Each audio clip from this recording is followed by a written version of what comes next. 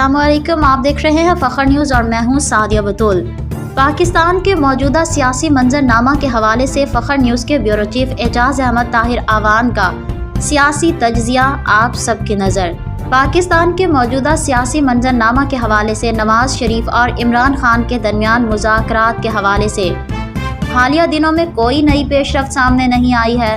माजी में दोनों रहनुमाओं के दरमियान शदीद सियासी इख्तलाफात और कशीदगी भी रही है, जिसकी वजह से मुज़ाकरात का अमल ताअत्तुल का शिकार रहा।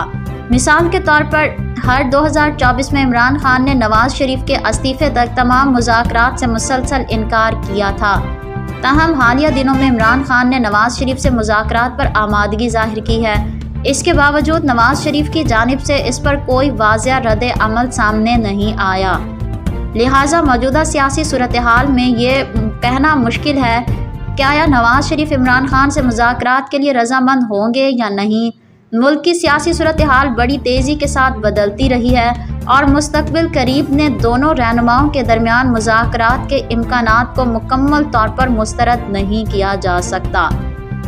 मुल्क के सियासी मंजरनामे का ये नतीजा निकल चुका है कि इमरान खान की नवाज शरीफ से बाकायदा तौर पर मुज़ाकरात के लिए अपनी रज़ामंदी का ग्रीन सिग्नल दे दिया है। ये सियासी खबर चंद दिनों में ज़रूर ब्रेकिंग न्यूज़ बनेगी।